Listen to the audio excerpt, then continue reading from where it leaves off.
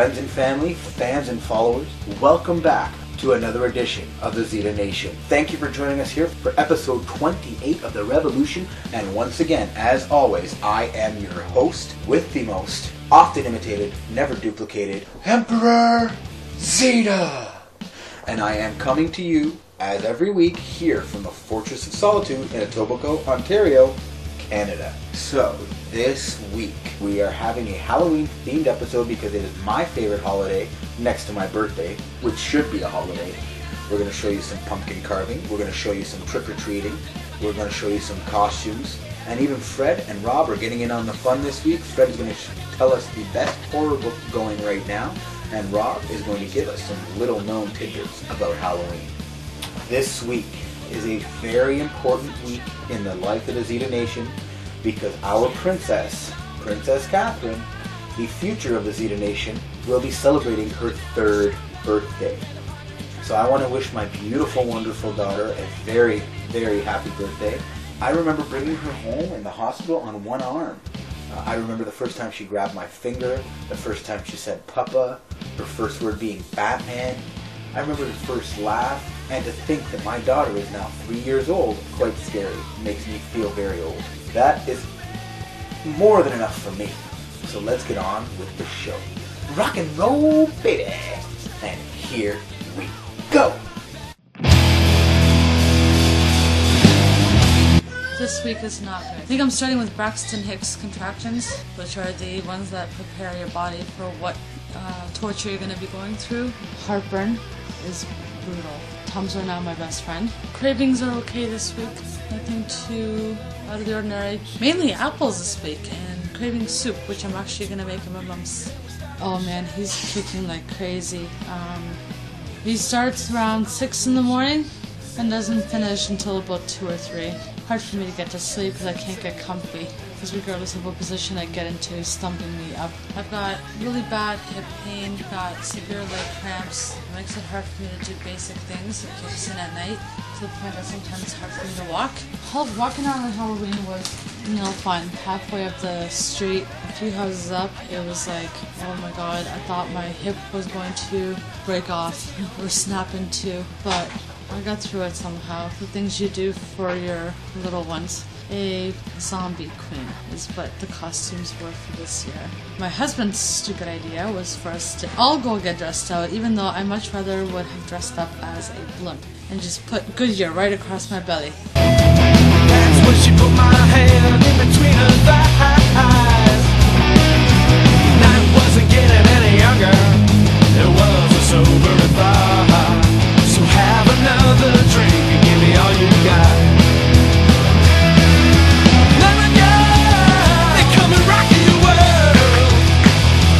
So we're carving the pumpkins today. We're going to show you how the voice does the pumpkin because he's going to be doing all the cutting today.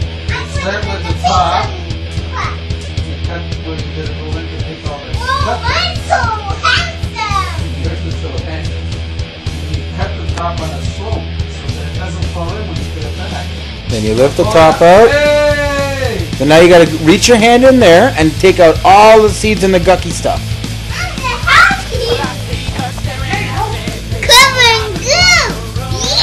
And see, Nono's using his muscles to get the top cut off because I don't have muscles. Oh, there's the brains.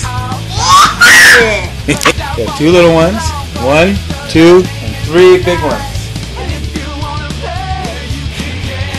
So it's my job to do the tracing of the faces. This is what I got to do every year when I was a kid, was trace all the faces. What? Magda's pumpkin is all traced and ready to be cut. Nono's working on cutting the faces out. Here, take that. We have massacred an entire family of pumpkins today. That is our pumpkin family. We got Nono pumpkin with the mustache. We got Mummy pumpkin with... That one's the Papa pumpkin. There's the Katherine pumpkin. And that is our little baby pumpkin. Now we just got to put candles. And these are our pumpkins with the candles inside. So that is my zombie wife. Let me see my zombie princess. And this is zombie me. There you go.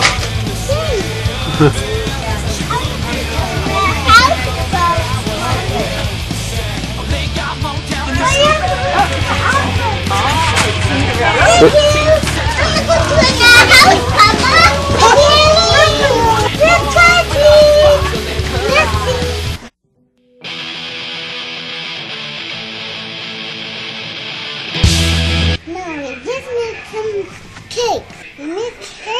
cardboard. When I'm getting pancakes, when I sit right there, I'm making it go. I'm a pilot. I'm making this thing. So heavy. It's so ready, Mommy. Having a pumpkin. A zombies in the banana.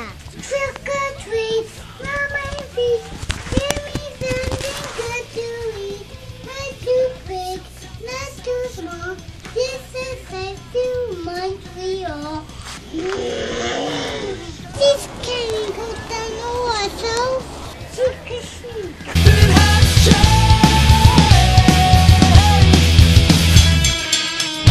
With no memory or trying to recall, electric nights leave me waiting for the fall, waiting for the fall, waiting for the fall.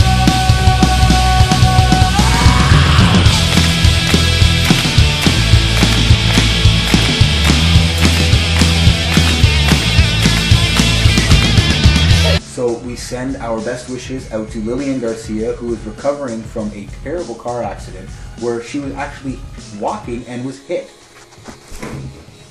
It's Christmas time! So Hell in a Cell was this weekend, and the pay-per-view sucked. They had a cheap, bullshit way of getting out of the Punk Ryback situation. Punk retains and gets to be the champion even longer. It's nice to see him have a nice, long title reign, but I preferred it when he was winning matches legitimately, not with the help of a crooked referee. But it was announced on Monday that we will have a traditional 5-on-5 Survivor Series match. Yes! Yes! Yes! Yes! Yes! Mick Foley will be team captain on one team, but Foley won't be getting in the ring. CM Punk will be captain in the other. Punk has assembled a great team of heels. I'm the Miss and I awesome! And Randy Orton actually took a secondary role to Ryback on Raw. Kinda sucks for Randy Orton, doesn't it? You can't see me. So some really bad news this week. I happened to tune into SmackDown and I saw, yep, you guessed it, the Great Khali. Sad he had a brain tumor, had to have an operation, so it's great to see that he was able to recover. But why can't he just retire from wrestling? Get him off my screen. He was off for so long and now we're being forced to have him shoved down our throats once again. Please, just release Khali already. Zack Ryder got on Raw. Woohoo! And he actually showed up on the pay-per-view in a backstage segment with his sometime tag team partner, Santino. Woo-woo. You know it. They had him cross-dressing as a witch. Wonderful. So Zack Ryder has now been released to cross-dressing to get on a pay-per-view. And then Monday he got smoked on Raw, him and Santino, by 3MB. I said, well, They're a pseudo band, kind of reminds me a bit of Spinal Tap, only not funny. Really? All of a sudden Heath Slater can win matches? Zack Ryder should never be jobbing to the likes of 3MB. Zack Ryder should be dominating them. Zack Ryder should be US champion or Intercontinental champion. Give him a belt, or at least let him defend the Internet Championship. He is the longest reigning champion in the WWE right now. take my hair. Hello, people. It is. Comic book day. That's right. And me and Catherine are here at home. It's a bit rainy. We are in the aftermath of Sandy here. We're headed down to Rob's. It is Halloween. Yeah. So we have cupcakes for the boys. We have a special comic book day. We're going to go down there and see what horror books that Fred is going to recommend. We're going to talk to Rob and see if he's got a conspiracy theory about the origin of Halloween. See you soon, people. See you soon, people. So we're back here at Excalibur Comics Wednesday once again. Happy Halloween to everyone. And we're waiting for Catherine to get up the stairs. You have to watch out, Papa. Or the fire going to get you. And no steps of doom so you didn't have to bring the stroller. This is Excalibur Comics, 3030 Bloor Street West, upstairs above the Kingsway Theater. What? Oh, cupcake. Oh, thank you very much. I'll open up. Let's eat it. What? It's okay. Let's start off with Aquaman. That's always well written.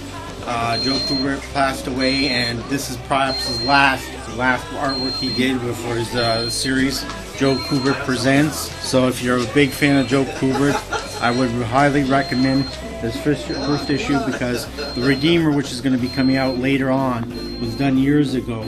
So this is kind of the last artwork of his, but very good book. I know it's like $4.99, but it's worth it because this man had a lot of good talent in it. Avengers X-Men title, and it's simply because there's one artist that I always liked on the Hulk.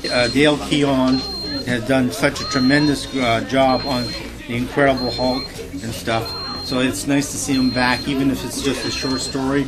I would recommend, again, the man knew how to draw the Hulk and the Wolverine, so I recommend you pick up this book.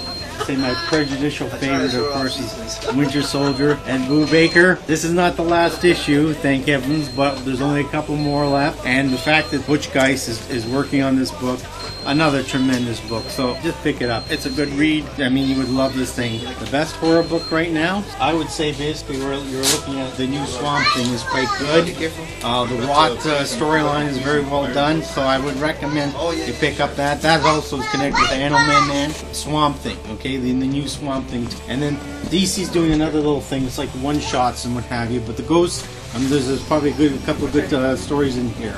If you can, The Essential Dracula. Gene Colan and Marv Wolfman on Dracula. One of the best things that Marvel ever produced. A porcelain bust of Batman kicking Superman's ass. Memphis 3. The 3 kids who got convicted of killing Boy Scouts. 3 kids. Just got exonerated. And all the movie stars were saying they were innocent. The Spaceman believed. They were engaged with the movie stars. What is it? It's an old holiday for the witches and Satanists, I guess. During the Dark Ages, they would actually carry a dead body to house to house, and you would have to give tribute, or else they would actually burn your house down. So they would carry it out to one of the most revered day of the year. So I think the Satanist New Year holiday. And I think even Marvel did a comic back then with Vision, Scarlet Witch. And it had the same Sohan character based on the ancient fables of Halloween, and Sohan was actually the devil. I know. If you watch Spaceman probably this weekend, he's probably going to go through all the different details of how Halloween came about. So you missed what you haven't. everything seems to be more Halloween than Christmas now. The kids are now brainwashed into celebrating that holiday, which is actually very dark. And in America, apparently they're saying the kids prefer celebrating Halloween now than Christmas. It was the exact opposite from 20, 30, 40 years ago. And when you put on the mask and so forth, you tend to be somebody else. And I think one of the sayings is that that's how you become possessed. But the mask you wear, spirits will take over. Things we do are actually based on actual satanic rituals, the costuming and so forth. It's actually to invoke spirits to come inside you. And trick and treating, that was a good tradition in Dark Ages where, they asked for tribute, else they do something. So it's actually something very sinister, yet we seem to think it's sort of like a holiday, a fun thing to do, but actually you're invoking the spirits, the evil spirits, and bringing them down. And look who came to join us today at the shop. The Empress herself.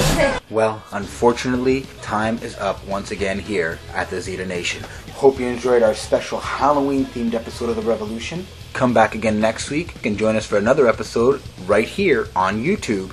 Go back and check out all of our other episodes right here on YouTube and subscribe to my channel, Emperor Zita, right here on YouTube.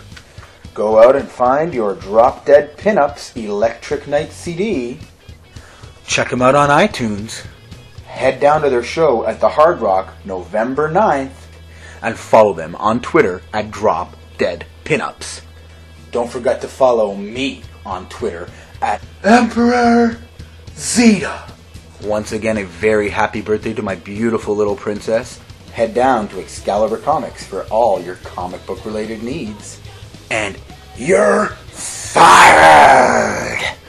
'Cause you've got no chance in hell.